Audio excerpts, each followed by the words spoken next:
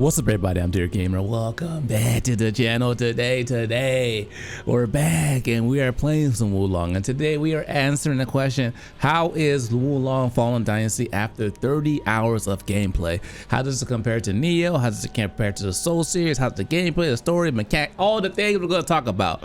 So family, before we get even further, make sure you give the video a thumbs up. It's a free way to support me, and subscribe if you're new. Without further ado, let's dive in. So Wulong. So the demo's out.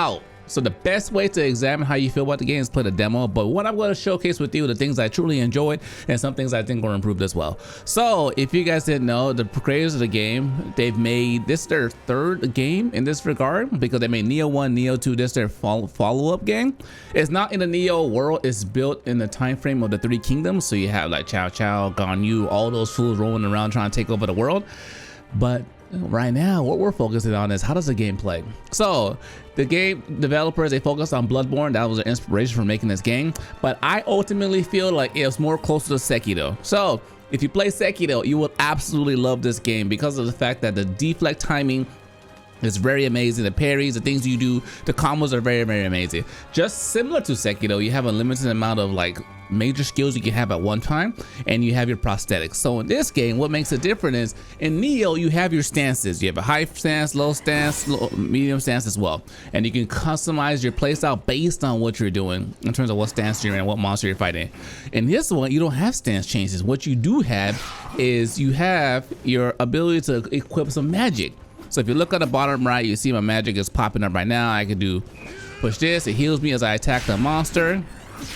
The stamina gauge is still there from Neo. You can still block if you want to, but also too, there's a lot of cool abilities you can equip in the game that kind of mix your playstyle. And the deflect timing from what we've played in the beta and the two betas has been greatly improved. So the timing is really tight and precise. The difficulty of the game, it's a Neo game, and it's interesting. I'll talk about it in a second, but let's continue on with the abilities. So you have different abilities you can equip at one time, similar to what you can do as you level up your character. You put your points to whatever build you're working towards, and at that point it increases your damage.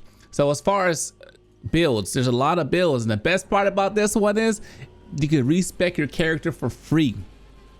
Hear when I say this, for free, finally. And I wish more creators, more game developers did the same thing, because I love it. I love making builds. That's what I do. And being able to swap your stuff whenever you want is amazing. You try out new weapons, replayability, different style is great. Instead of having to go through something, get a special item, respec a limited amount of time, start your playthrough over, it's like, oh my god, stop. So some people might not like it because it's like, oh, it's too entry, it's too easy. No way, bro. It's perfect for you. You want to like, oh, I like this weapon, let me try it out, let me optimize it. Boom, you're ready to go with a new build.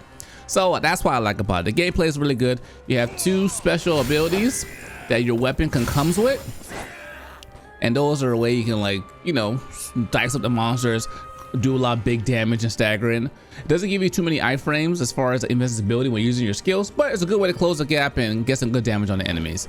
So now let's talk about, we already talked about the builds. There's a ton of builds you can do. I like in these games, I know you guys are gonna want to say, oh DG, how's the story? The story's cool. The story's cool, it's fun. But in these kind of games, I play these games for the difficulty, for the exploration, the action, the gameplay. That's why I play these games. Same thing with Elden Ring, yeah, and Dark Souls games. I play them, I love them, the stories are dope, but like I don't play it for the story. I play it for the gameplay, and the story just happens to captivate me while I'm playing the game. So the story, this one's good. If you love the Three Kingdoms, that time, that era, you'll enjoy it as well. They have some special cameos in this one that I'm like, bruh.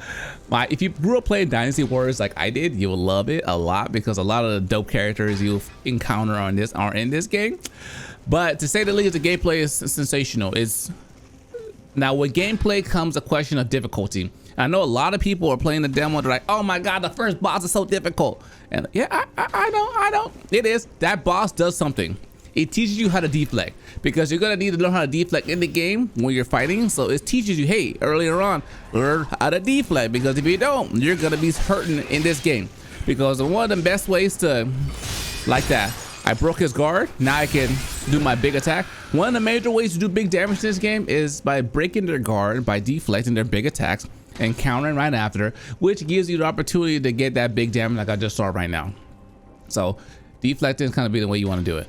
Now, going back to difficulty, a lot of people are like, DJ, I see it in my comments on Instagram, on YouTube, on TikTok, on Twitter. DJ, the boss is so hard. I can't beat the first boss.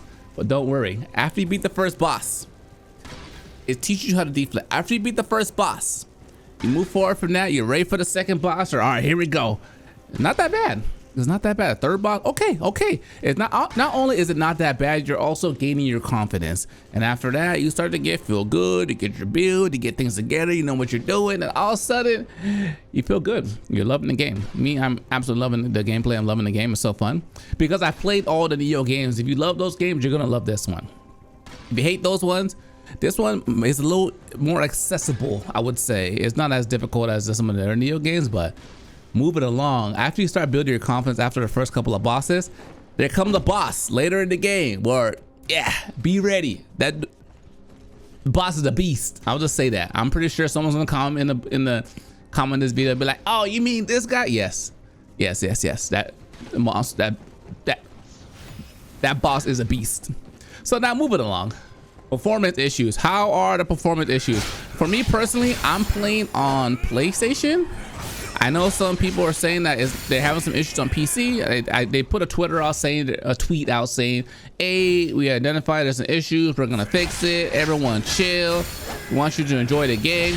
So I believe they're gonna take care of it, because one of these games typically always run better or run good. So we'll see how the performance is improved as the game continues on. But after that, what else is left?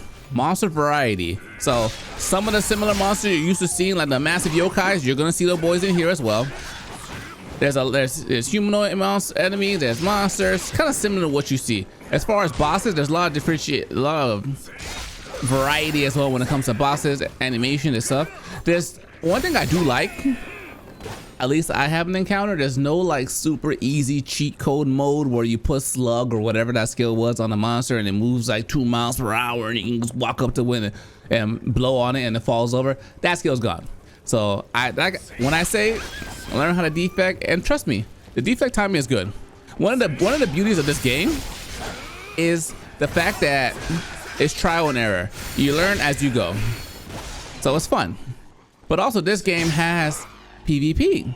So it's contrary to how it was in Neo, you see a little, I'll see if I can find one. You'll see it like a little blue spear, and that blue spear you can use some of your, I forgot what's called, dragon gear to get some boost from it. But what it does is, in this game, when you die, you can be avenged, and when you get avenged, you get the extra heal available to you, and you can heal. And once you avenge someone else, you get the heal. These are cool because they got this whole fortitude system in the game. As you find these pillars in the maps, it increases your ability, it increases your overall strength and brings enemies levels down a little bit. So it's a good way to equalize yourself by finding all these little camps, these little flags in the game, which allows you to also not only bring down your damage, but also some of your skills are linked to what level fortitude you are on, especially some of the magic earlier on. I put a video out, 13 tips or 21 tips you should learn before you start the game. Go watch that video if you need some earlier tips. But I'm coming, this video is for people that are on the fence, questioning should they check the game out or not, or people that have had a good time playing the game. They can share their experience as well. Hold on, let's clap this one. But also, I just want to tell people, don't be discouraged. You're gonna get clapped. That's kind of how the game goes. You'll learn, and that's the fun in the game. But for people that want to play with friends, don't worry. Co-op is available in the game. You can play with your friends if you want to, or you can play solo. And another cool feature they introduced is you can actually invade other players. And when you invade other players, it's cool because it turns into a deflect off, because everybody just deflecting each other. That instead of, hold on, this guy's kind of weapon wrecking me right now. Hold on. Okay. See? No, the defects were born. Boom. This might be the end of this one. But PvP isn't fun, because what happens is you get a chance to invade your some random person's world and spank them. You beat them, you get some items. But also too, if you don't want to play the game by yourself, you can play in co-op. You can play with other people as well as with your friends to kind of walk through the game together. So don't feel like you're limited. If you need people to play with, there's always someone in my Discord looking for people to play with. So join it. The Discord links in the description below. But is this game better than Elden Ring, Dark Souls, all the Souls game? I wouldn't say it's better. Is it fantastic? It's good. Team Ninja with the Neo series has done something that's a lot of other companies have tried to do for the last 10 years. They've tried to make a soul-like game that's actually good. And I feel like they've done a good job with this game. I play other games on the channel as well, so you can go check out those videos. But they did a good job. They created an identity for themselves within the world of the Souls-like games, and it's good. It's good to have other games to play. Like we're done with Elden Ring, waiting for the DLC. What's there to play in the meantime? So people that like hack and slash action RPGs like this, you have Neo games. You have Wulong to play. So enjoy it. Comment below what your thoughts have been with the game. For those that beat it, how was your experience? Or those who have not, who was your toughest boss at the moment for you? My family, stay smooth. Till next time, dear gamers, signing out.